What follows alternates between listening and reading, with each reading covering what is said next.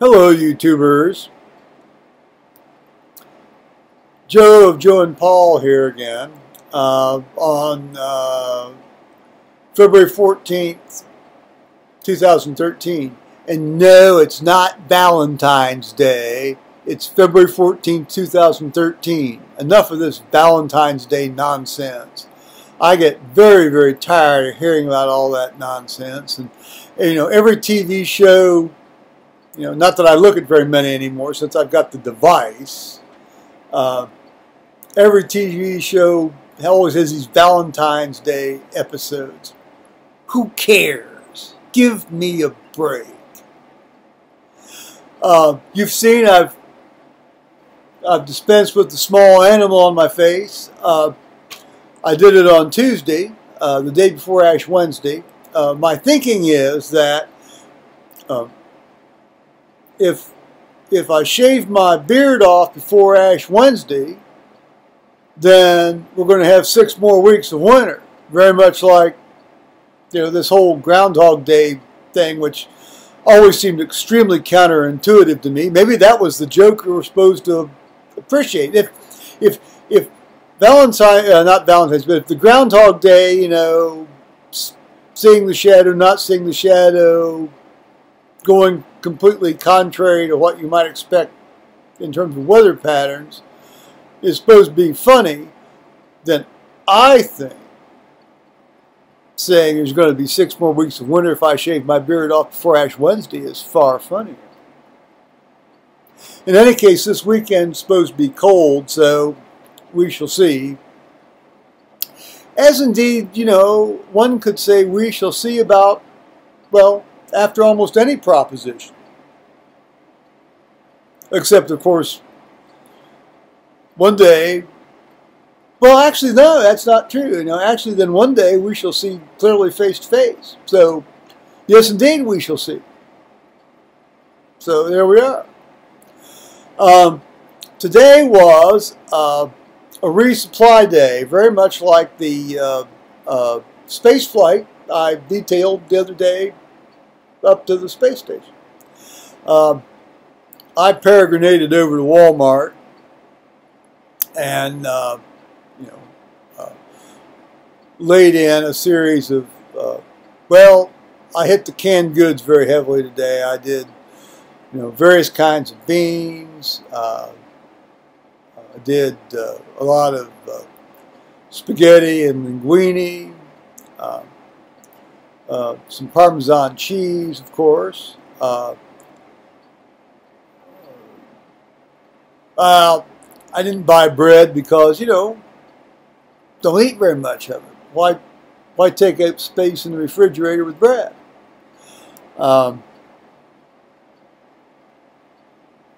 It wasn't very crowded. I went over there just at 9, which, you know, you don't really want to go over to Walmart on a weekday, well, or any time, much later than 9.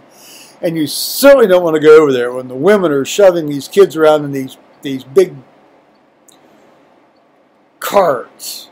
And you don't want to go in there during the day when you've got these people with the big butts that hang over the edge of the electric carts, you know, and, you know, which isn't too bad if they stay over one side of the aisle or not, but they typically tend to drive them right down the middle, you know, and they have these little handles, you know, these little arms on handles, and they've got their big butt, you know, and their handles, and you can't get around them. So you have to sort of leave your cart at the end of the aisle and sort of make these scavenging runs, very much like a squirrel would do, you know, in the woods, you know, hiding walnuts or whatever.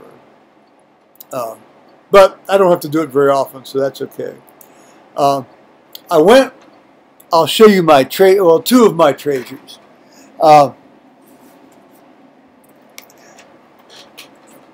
Since Paul and I both tend to use our computers in the evening on the same table, and, you know, we're watching or listening to various different things,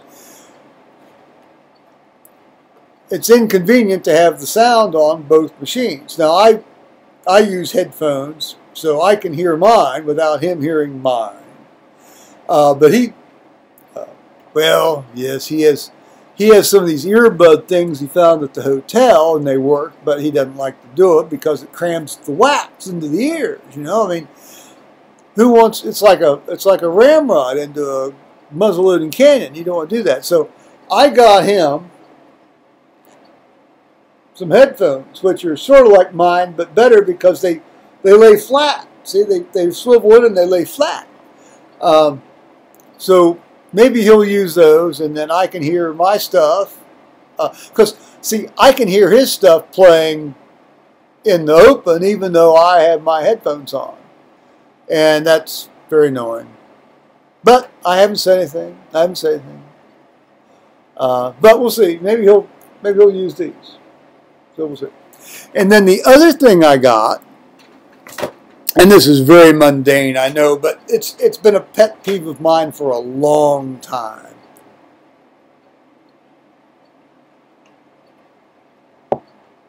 And this all started with, well, a little background. When I grew up, first of all, we didn't have a shower in my house. So you had to sit in your own filthy water and wash your head, and then kneel under the faucet to rinse out your hair. And we used Bar Lifebuoy soap. Well, I'm a huge fan of Bar Lifebuoy soap, but it's gone now, of course, like a lot of good things. Even though just before they're getting rid of it, I went and bought a Grows from Lever Brothers. If I'd had any sense and one so cheap, I'd have bought 3 Grows, but I bought 1 Grows. And that lasted me about another 10, 12 years of soap.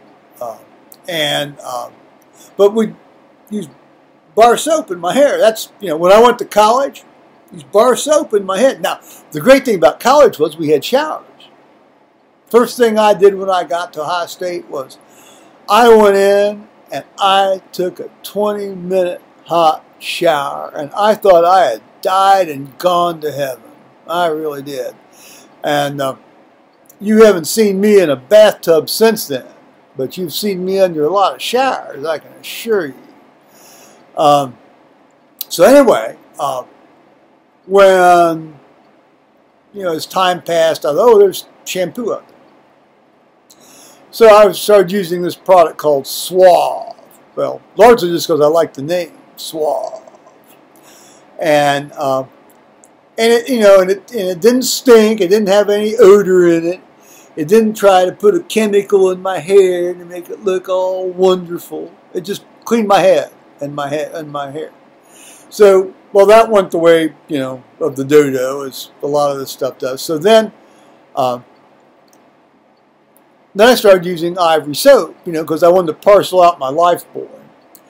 And then Procter and Gamble brought out this liquid ivory shampoo. They had ivory dish liquid, which I didn't use, but they had ivory liquid shampoo. So I used that, and that seemed to be fine and worked okay. And it didn't smell, and it didn't have a chemical in it. But then after about 7 years, they got rid of it. And I'm thinking to myself, wait a minute. Here's a product, the Ivory name anyway, has been around for over 100 years. Here's a product that works perfectly well. And so now usually a very sensible corporation that's been around also for over 100 years. So here's a good product. We're going to get rid of it. Well, what they did was they introduced about 18 billion different varieties of Pantene. So after I'd gotten over my period of grieving over the demise of Ivory shampoo, including writing letters and a phone call, and being told, well, times move on. Okay. All right. So they do. Right. Well, that's just like saying an asteroid's going to hit the Earth in, whatever amount of time at some point. Times move on. Sometimes, I guess, if a big enough one, hits the Earth, times will end. Well, not really, because God will see to the rest of it. But in any case, so back to more mundane matters. So you go into Walmart and you see you know, this whole, I mean, it's a whole aisle, you know, top to floor of these various, you know, and it's not like they have a lot of this one thing, so it's easy to find. They have maybe two, you know, and then of course it goes way back, so that if you have to, you know, if they're out of that particular item or almost out, you have to actually. Sometimes I've had to lie on the floor on my side to stretch in to get what I want. I almost always had to do that with dog food, and you know, I've seen people doing it with the shampoos too. So you know, I want shampoo. I don't want conditioner. I don't want to smell like a spring day. I don't want to smell like an alpine forest. I don't want to be fluffy. I don't want to be de-oiled. I don't want to be oiled, for that matter. I mean, I want you to take the dirt out of my hair and off my head, and don't make me smell like a French whore, you know, and don't make me feel like I've been in some sort of, you know, chemical leak down by the train tracks when the tank car turns over. So anyway, so I go in and I'm looking and I always talk to myself. Basically, what you see now is what I do pretty much all day long, only to myself. Maybe not quite as loud, obviously. But so I'm in there and this woman in Wal-Mart who works for Wal-Mart, sort of my age. She's up on one of these ladders, and she says, "Are you finding what you want?" I said, "Well," and she says, "Well," and then so I explained to her basically what I just explained to you now, and she says, "Oh, it's there," you know. I said, "Yeah, I think I just saw it," you know. And so I obviously bought it. I mean, yeah, I mean, I have no choice, you know. I mean, well, I have a choice. I suppose I go back to bar soap, but, you know, much as I like bar soap, it just doesn't work quite as well as this stuff. So anyway, so I bought this stuff, but I did lament to her that, you know, here's Procter and Gamble. You know, the real issue for me is Procter and Gamble can make any product they want. And they have done, and they will do. But I don't like being manipulated. Don't manipulate me. You know, make a good product, stick it up somewhere where you can find it. Don't surround it with a bunch of distractions, and sell it to me. That's all I ask. Oh, here's an idea. Don't change it every 2 years. Maybe change it every 80 or 90 years, if even that. Take that, Procter and Gamble. There's a bit of gratuitous advice. You know, you found it here on YouTube.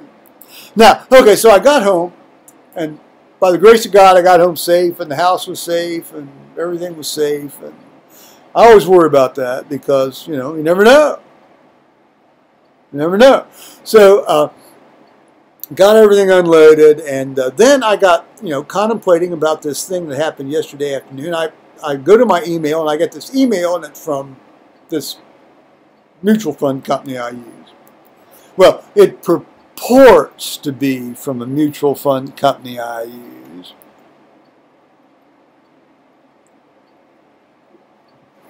And it says, because you have been unsuccessful in logging into your account and, you know, haven't answered these questions properly, so many times we've shut you down. And then it gives a link to basically go back to the mutual fund company's website and you know establish answers to new identity questions. Now, Well, I clicked on the link, but then the website looked completely different. So I immediately got out of that. I shut everything down. I mean, I did a complete shutdown and restart. And so then I went to the website proper of this company, and lo and behold, their website showed up looking very much like this link did, and but it also then showed other identifying things that they said, well, you'll always see this picture with the name you gave us, and plus I actually then went the username and the password. So I basically went through the identity questions, which were the same questions I used and the same answers. So today I thought, well, let's just see. So I went there again, and indeed it looked okay. But then I got thinking, well, I thought maybe I ought to be able to forward this. You know, have I been phished? You know, are there nefarious folks out there trying to horse with things? So that's still pending. They said they'll be back to me. We'll find out. So the other night, which was, let's see, this is Thursday. So Tuesday night at 7 o'clock, Paul's nephew Eddie, well, actually his wife, texted Paul on his cell phone and said, you know, get on Skype. Well, because we've been trying to get on Skype with him, and excuse me. So we got on Skype. Well, Paul got on Skype, and so I sat next to him, and so we Skyped for 6 hours, which was great fun. We saw, of course, Eddie and his wife and Eddie's son. We call Eddie E3 and Eddie his son E4, and so we had a lot of reminiscing about family matters, Paul's family matters primarily, of course, and family situations, and he's in the military, so we talked about his military situation. I think I can say that he did 2 tours in Iraq, and he got the Silver Star during the second one. I may have referred to this in a previous video. When he was up here for his dad's little memorial get-together service thing, he was introducing me as his uncle. I was profoundly moved by that. I met him. Well, Paul and I met in 1980, and Eddie was let's see, so he was 8 or 9 at the time. So I mean, he's 39, almost 40 now. So I mean, that's how long I've known the guy. What a fine individual. What a fine wife, and what a fine son. What a privilege to know these people. Well, so that was fun, but of course then, didn't get to bed till 1. Well, I didn't get to sleep till 2 because I had to go do some stuff on this device. And then I had to get up early because I got to go to Bible study, and of course it's Ash Wednesday. And so, nonetheless, I'm a pro, or I used to be a pro. Well, I still like to think of myself as a pro. And a pro does what he has to do what he has to do. So I dug in and asked God for help and got to Bible study. And we had a couple new people there, and I thought we had a very lively discussion. But one of the guys, well, one of the other 2 men now, rather than just 1 extra man. We have 3 guys now. Said, this has been a very quiet day. This has been a very quiet day. I didn't think it'd been a very quiet day. I thought it'd been a very reasonable discussion. Now, I try to keep my mouth shut most of the time because I tend to have a different take on things and a different approach to this stuff, and that's okay than the others. But today, since I guess maybe it was a quiet day from his standpoint. So then we went over with the Ash Wednesday service, and Lent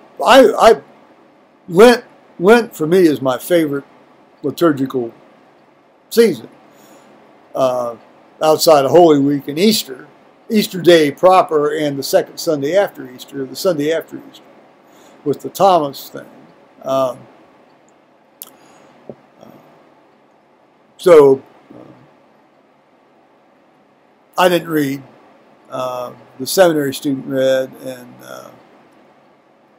I like him. He's a good guy. He's got a tremendous liturgical presence. Whatever congregation ends up getting him, they're going to have a real gem on their hands, I'll tell you. So that was yesterday, and got home. Now today, Paul's going to go to the dock. He's probably at the dock even as we speak here. It's 3:20 in the afternoon on Thursday. Get his blood pressure back under control in a way that's not going to cause him to pass out at work like happened in the last week of December. Regular viewers will remember that. So I'll be interested to see what this woman puts him on, or if she puts him on, or what she recommends, or what evaluation she does. It's, obviously as a physician, I have my own point of view and ideas about this, but given the laws of the state of Ohio, and I don't really have access to laboratory facilities to evaluate, so I mean, I try to take a distant point of view. Now, if he wants me to get drugs from my drug supplier, I can do that quite legitimately for him, but I can only do that on the recommendation of what his doc says. So, try to keep a semi-arm's length view of all this stuff, or distance to all this stuff. So we shall see. I'm sorry, I'm banging my beer on the table.